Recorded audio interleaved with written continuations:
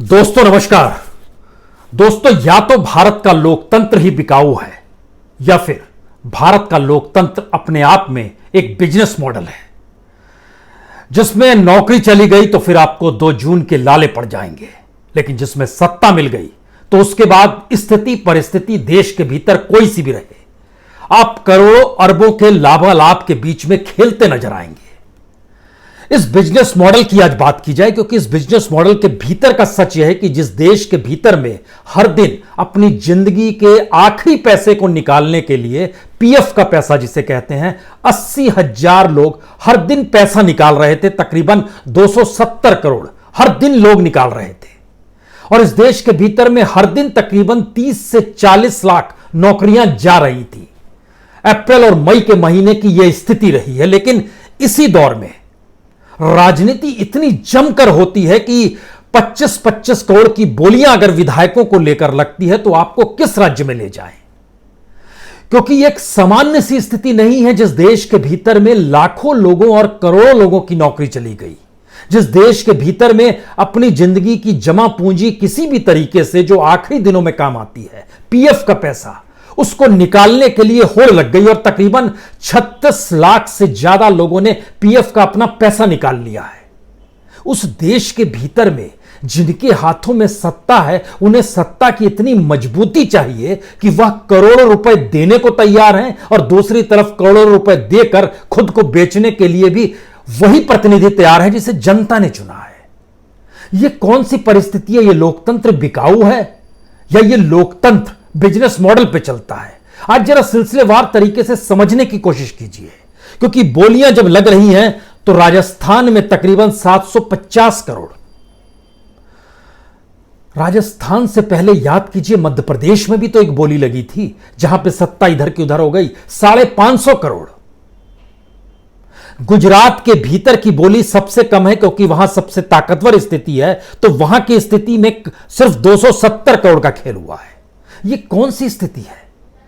और इन स्थितियों के बीच में हम अपने लोकतंत्र का राग गाएं और बताएं कि दुनिया का सबसे बड़ा लोकतांत्रिक देश भारत है और इस पे आपको गर्व करना चाहिए, और अपने भाषणों में बार बार महात्मा गांधी से लेकर स्वामी विवेकानंद का जिक्र करते चले जाएं। जिक्र करने से क्या होगा? कहते हैं कि व्यक्ति पर शक तब पैदा होता है जब वो ईमानदार नहीं होता है और ईमानदारी की बात करता है। शक तब पैदा होता है जब वो जिम्मेदारी से पल्ला झाड़ लेता है और जिम्मेदारी की बात करता है। शक तब पैदा होता है जिन स्थितियों में वह खुद को जी रहा होता है और दुनिया देख रही होती है, उससे इतर का जिक्र वो करने लगता है। मुखौटे को चेहरा, चेहरे को मुखौटा बताता है। ये कौन सी स्थिति है? लेकिन बहरहाल एक एक करके पन्नों को खोलना शुरू करते हैं। जरा समझने की कोशिश कीजिए। मौजूदा वक्त में राजस्थान के भीतर 750 करोड़ का खेल है और आपके जहन में होगा कि सिर्फ एक राज्यसभा की सीट के लिए यह खेल हो रहा है। जी नहीं, सवाल है कि इसके जरिए कहीं ना कहीं एक छोटी सी चिंगारी लगाई जाती है और उसके बाद सत्ता पलटी जाती है। यही तरीके हैं। राजस्थान में ही नहीं बल्कि देश भर के अलग अलग हिस्सों में तकरीबन 18 राज्यसभा की सीट है जिन पर चुनाव 19 जून को होना है।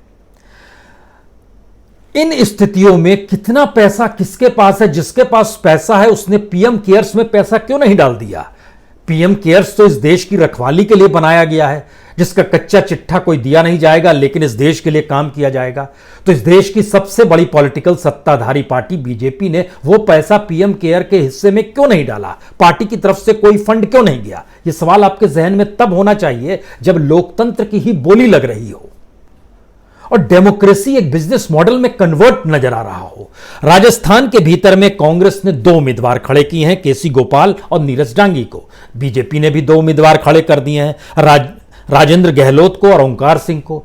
3 ही लोग को चुना जाना है। हर के हिस्से में 51 वोट आने चाहिए। कांग्रेस के पास पूरे वोट हैं अपने, 107 वोट उसके अपने हैं, यानी 51-51 2 चुने जाएंगे। बीजेपी का संकट यह है, उसको यह महसूस हो रहा है कि एक तो चुना जाएगा क्योंकि उसके पास 72 विधायक हैं, लेकिन उसके ठीक समानांतर 13 विधायक निर्दलीय भी तो हैं। और दूसरी जगहों से जो पार्टियां हैं, जिसमें आरएलडी 1 है, जिसमें आरएसपी के 3 है, आरएलपी के 3 है, क्या इनको लिया जा सकता है? जब इनको लिया जाएगा तो कुछ आंकड़े और मजबूत हो जाएंगे, कुछ और मजबूत हो जाएंगे, तो कुछ ही तो कांग्रेस के विधायकों को मनाना होगा। और सबकी आर्थिक स्थिति तो इस दौर में डामाडोल है, क्यों नहीं उनको पैसा देके निपटा दिया जाए, यानी खरीद लिया जाए। और जिसका जिक्र राजस्थान के मुख्यमंत्री अशोक गहलोत खुले तौर पर कह रहे हैं कि 25 करोड़ की कीमत लगाई गई है, तो इस 25 करोड़ के हिसाब से समझने की सामान्य तौर पर कोशिश कीजिए। बीजेपी के पास 72 है, एक के हिस्से में 51 चले गए, बाकी उसको 51 विधायक और चाहिए, लेकिन उसके पास कम पड़ रहे हैं विधायक, तकरीबन 30 विधायक। अब इस 30 विधायक को 25-25 करोड़ दिए जाएं तो इसमें 750 करोड़ रुपए खर्च हो जाएंगे। 750 करोड़ में खर्च करने से पहले निर्दलीय विधायक साथ आ सकते हैं, कोई दिक्कत नहीं है। अगर आरएलडी को आपने खरीद लिया, चलिए एक उसका आ गया, बीटीपी के 2 विधायक हैं उसको भी ले लिया, आरएलपी के 3 हैं उसको भी ले लिया, और ये करते करते जब आपके आंकड़े लगभग 80-85 तक पहुंचते हैं तो भी आपको लगभग 17 विधायक चाहिए। अब वो कांग्रेस के विधायक हैं, अगर वो 17 विधायक राज्यसभा सीट के लिए मूव कर सकते हैं तो आने वाले वक्त में उनकी बोली तो कुछ ज्यादा हो जाएगी। 25 करोड़ और ले लो और सरकार ही गिरा दो, और यहां पर हम 100+ में आ जाएंगे, क्योंकि राजस्थान में तो 200 कुल सीट है और उसमें से 101 की चाहिए, 101 में आपकी सरकार बन जाएगी, तो क्या दिक्कत है।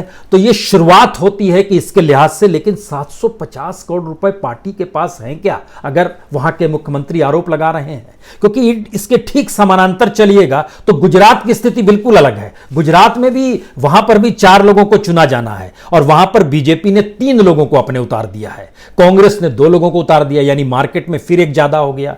जैसे राजस्थान में 3 चुने जाने हैं, 4 मार्केट में उतार चुके हैं, दोनों तरफ से 2-2। बीजेपी ने यहां 3 उतार दिए। बीजेपी ने यहां नए तरीके का खेल किया, या कहें कांग्रेस के विधायकों ने अपने को बेचने के नए नए उपाय खोजे, और उसमें से 8 विधायकों ने इस्तीफा ही दे दिया।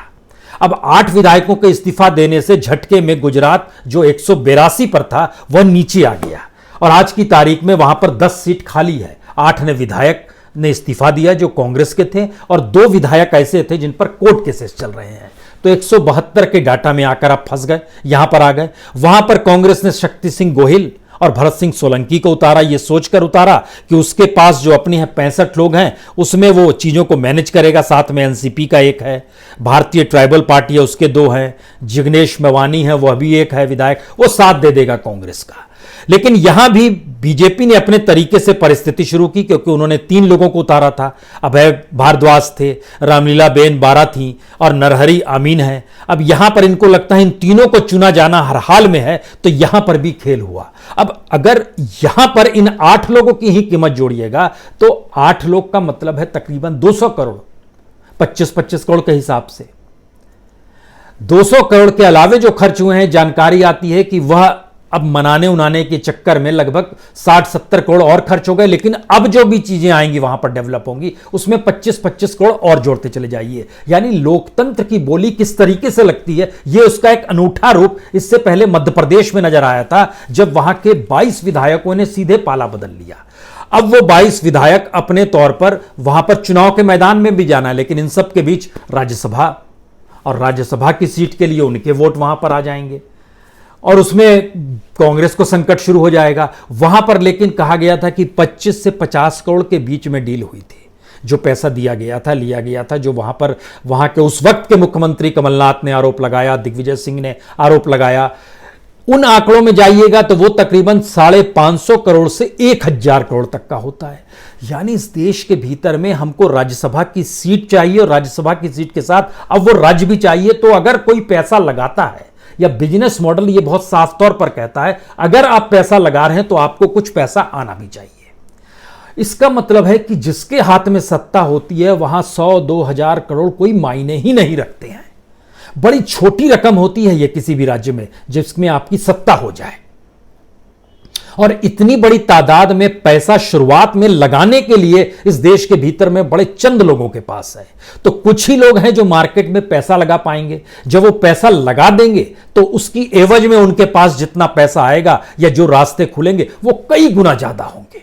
यही एक तरीका है, क्योंकि भारत का लोकतंत्र इतना महंगा हो गया है कि उसमें किसी भी स्टेट में जब आप चुनाव लड़ते हैं तो उस पॉलिटिकल पार्टी के पास कम से कम न्यूनतम से न्यूनतम जो होता है उसको कहा जाता है लगभग आपके पास 1 लाख करोड़ रुपए होने चाहिए। यह खेल आपको खेलना पड़ेगा। 1,000 करोड़ रुपए आप बांट देते हैं, 5-10 हजार करोड़ रुपए में प्रचार शुरू करते हैं, उसके बाद जिस जिस एवज में जिन जिन लोगों को खरीदने का प्रोसेस रहता है उसके जरिए काम करते हैं, मीडिया को अपने तौर पर अपने अनुकूल चलाना शुरू करते हैं, ये सारी चीजें होती हैं। तो इतनी बड़ी कीमत जब लगाई जाती है तो इसकी एवज में पैसा किस रूप में आता है? हमको लगता है इस लोकतंत्र के हिस्से को समझने के लिए आपको जरा सा इसमें दिमाग ये लगाना होगा कि मौजूदा वक्त में भारत के भीतर में जो एनपीए है, एनपीए जो इसको बैड लोन कहते हैं, उसमें आज हमको नॉन बैंकिंग आपको हिस्सा बताते हैं कि नॉन बैंकिंग फाइनेंशियल कॉरपोरेशन के भीतर में जिसको एनबीएफसी कहते हैं, वह मौजूदा वक्त में जब कोविड वायरस नहीं था तब कितना था और कोविड वायरस के बाद कितना हो जाएगा यह भी हम आपको बताते हैं। इससे आप समझ पाएंगे कि कितनी बड़ी तादाद में पैसा ट्रांसफर किया जाता है। यह पैसा स्टेट का है, लेकिन उस स्टेट के पैसे से कमाई किस रूप में होगी यह आपके सामने आंखों के सामने आ जाएगा। मसलन आप अगर मार्च से पहले चले जाइएगा जिस समय कोविड वायरस नहीं था, एग्रीकल्चर ने तकरीबन एनबीएफसी से जो बैड लोन लिया हुआ था वो 60,000 करोड़ का था।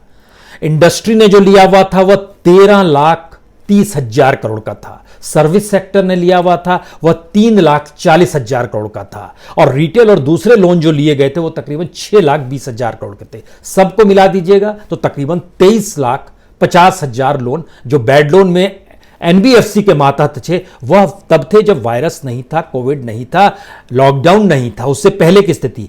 अब की स्थिति यह आ रही है कि एग्रीकल्चर 60,000 करोड़ से लोन बढ़कर लगभग 12,70,000 करोड़ का हो जाएगा, जो एग्रीकल्चर को जो सब्सिडी और तमाम सुविधाएं दी जा रही हैं। इंडस्ट्री 13 लाख से बढ़कर 45 लाख करोड़ पर हो जाएगी। सर्विस सेक्टर 3-3.5 लाख करोड़ से बढ़कर 29,02,000 करोड़ हो जाएगा। रिटेल सेक्टर 6,20,000 करोड़ से बढ़कर 32,10,000 करोड़ हो जाएगा। यानी जो जिक्र हम आपसे कर रहे थे कि उस समय 23,50,000 करोड़ बैड लोन की स्थिति में थी एनबीएफसी में, वह बढ़कर 119 लाख करोड़ हो जाएगी। और इन सब में एग्रीकल्चर का हिस्सा 10%, इंडस्ट्री का हिस्सा 29%, सर्विस का हिस्सा लगभग 20%, रिटेल और अदर लोन्स लगभग 10%। ये एक स्थिति है इस देश के भीतर में। तो इतना पैसा यहां पर शिफ्ट हो जाएगा, यानी लगभग 20 लाख करोड़ से ज्यादा की रकम, 20,50,000 करोड़ इस एनबीएफसी के मातहत बैड लोन या जिसको हम लोग कह सकते हैं कि नॉन बैंकिंग सेक्टर के भीतर का जो एनपी है उसकी यह स्थिति आ जाएगी। इतना पैसा है और इस पैसे के ठीक समानांतर जब हम इस लोकतंत्र की स्थिति आपको बता रहे हैं तो हमको लगता है ठीक समानांतर आपको इस सच को जानना चाहिए कि इस देश के भीतर में हर दिन जितनी बड़ी तादाद में नौकरी जा रही थी, हर दिन लोग पीएफ से पैसा निकालने के लिए बेताब थे, उसका आंकड़ा इतना डराने वाला है कि इस देश के भीतर में हर दिन जो पैसे जो निकाले जा रहे थे वह तो हमने आपको बताया 80,000 लोग पीएफ का पैसा निकालने के लिए अप्लाई कर रहे थे और होते होते 36,06,000 लोगों ने इस 2 महीनों के भीतर में जो 60 दिन बीते हैं उसमें लगभग 11,540 करोड़ रुपए निकाले हैं। लेकिन ये किन लोगों ने पैसे निकाले हैं यह भी आपको जानना चाहिए। जिनकी कमाई 15,000 से कम थी, यानी मैक्सिमम 15,000 थी, वह तकरीबन वैसे निकालने वाले लोगों की तादाद 26,68,440 है। 74% लोग 15,000 से कम जो कि कमाई कर रहे थे, पैसा जमा हो रहा था ईपीएफओ में, वहां से पैसा निकाल लिया। और जिनकी 15,000 से ज्यादा कमाई थी लेकिन 50,000 से कम थी, ऐसे लोगों की तादाद 8,65,440 है। और इन दोनों को मिला दीजिएगा तो 98% ऐसे लोग हो गए जिनकी कमाई 50,000 से कम की थी। 50,000 से ऊपर वाले को ज्यादा पैसे की जरूरत नहीं पड़ती है, उसको पीएफ की तरफ देखने की जरूरत नहीं पड़ती है, उसके पास स्थिति होती है। तो ऐसे लोगों में सिर्फ 72,120 लोगों ने अप्लाई किया पिछले 60 दिनों के भीतर में और उन्होंने पैसा निकाला। सवाल है कि एक एक दिन में 80-80 हजार लोग अगर 270 करोड़ निकालते हैं और दूसरी तरफ चंद चुटकी बजाते हैं, इस देश के भीतर में 750 करोड़ रुपए की डील राजस्थान में हो जाएगी, गुजरात के भीतर में 500 करोड़ तकरीबन की डील की बात हो रही है, मध्य प्रदेश में डील हम लोग देख चुके हैं 1000 करोड़ के लगभग में, 550 से 1000 करोड़ के बीच में डील कैसे, यानी यहां पर इतना पैसा है इस डेमोक्रेसी को चलाने वाले लोग और प्रतीकात्मक तौर पर जिसे जनता ने चुना है, वह अपने आप को एक ऐसे बिजनेस मॉडल में ले आए हैं जहां पर जनता ने एक बार वोट दे दिया तो वह उनके लिए प्रॉफिट है, वह उनके लिए प्रॉफिट मार्जिन बढ़ाते चला जाता है। और अगर उनमें कैपेसिटी है कि आज यहां पर, कल वहां पर, परसों कहीं और, यहां बिक जाइए, वहां बिक जाइए, तो यह स्थिति इस देश के भीतर में, और देने वाले की ताकत देखिए, सत्ताधारी पॉलिटिकल पार्टी के पास इतना पैसा है, वह पीएम केयर में पैसा क्यों नहीं दिया, या फिर पीएम केयर का पैसा कहीं शिफ्ट तो नहीं हो गया। ये सारे सवाल हैं और इन सवालों के भीतर का सच उस आम लोगों का है जो लोकतंत्र को जीता है और यह मानकर चलता है कि उसका एक वोट बेहद कीमती है। लेकिन यह एहसास किसको होगा कि जिस जनता ने वोट दिए, तकरीबन इतनी बड़ी तादाद में, अगर लोकसभा के भीतर देखिएगा तो 80 करोड़ से ज्यादा के वोटर तादाद में, राज्यों में झांकना शुरू कीजिएगा तो वहां के भीतर आपको 3-3 करोड़ लोग अगर वोट देते हैं तो इस स्थिति में देते हैं कि दरअसल वह उस लोकतंत्र को मजबूत करना चाहते हैं और हर कोई वोट देने के बाद अपनी उंगली को दिखलाता है, ये देखिए हमने इन्हें वोट दिया है और हमने अपने लोकतंत्र के पर्व को जिया है। हम तो मानते हैं कि लोकतंत्र दुनिया में सबसे बेहतरीन भारत में ही है, लेकिन उसके भीतर का सच क्या है? हर उंगली पे लगी हुई स्याही की कीमत को अपने हिस्से में डालकर विधायक भी खुद को बेचने को तैयार है और दूसरी तरफ उस लोकतंत्र को जीते हुए सत्ता में आई पॉलिटिकल पार्टी जिसके पास पैसा है वह उसे खरीदने को तैयार है। जनता गायब हो गई। यह हिंदुस्तान के एक अजीबोगरीब लोकतंत्र का सच है जिसमें लोकतंत्र ही बिकाऊ है या वह भी बिजनेस मॉडल में जा चुका है। तो इस स्थिति के भीतर का सच अगर आप जान रहे हैं तो हमको लगता है एक आखिरी बात जानिए।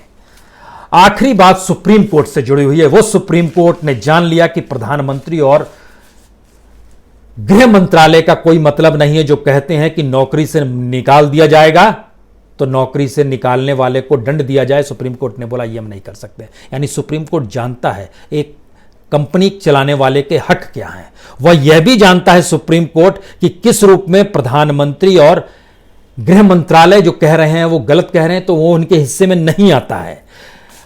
सुप्रीम कोर्ट अगर हर चीज जानता है तो सुप्रीम कोर्ट खुद के बारे में क्यों नहीं जानता है कि इस देश के संविधान के तहत जीने का अधिकार अगर लोगों को नहीं मिल पा रहा है तो यह सुप्रीम कोर्ट को अधिकार है कि वह इस देश की सत्ता को तुरंत नोटिस भेज दे और कहे कि आप पालन नहीं कर पा रहे हैं और उसके बाद फिर इलेक्शन कमीशन को कार्रवाई करनी पड़ेगी।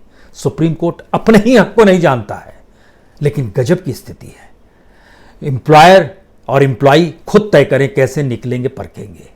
प्रधानमंत्री भाषण में देंगे मत निकालिए किसी को, गृह मंत्रालय जारी कर देगा मत निकालिए, सब राहत कीजिए, सब आत्मनिर्भर हो जाइए, अपने तरीके से जिए। और सुप्रीम कोर्ट सरकार को नोटिस नहीं देता है कि आप तो संविधान का पालन तक नहीं कर पा रहे हैं। तो क्या भारत का संविधान भी एक ऐसी परिस्थिति में ला दिया गया है जिसकी बोली लग रही है? क्या एक ऐसी स्थिति में हम लोग आ गए हैं जहां पर संविधान के मातहत काम करने वाले और उसकी शपथ लेकर काम करने वाले बिकाऊ हैं, प्रॉफिट का जीवन जी रहे हैं और यही बिजनेस मॉडल भारत की डेमोक्रेसी का है? समझिए इसे, क्योंकि हिंदुस्तान के राजनीति का चरित्र बदल चुका है। कल जब आपसे मिलेंगे तो इस बदले हुए चरित्र पर हम आपसे बात करेंगे। बहुत बहुत शुक्रिया, बहुत बहुत शुक्रिया।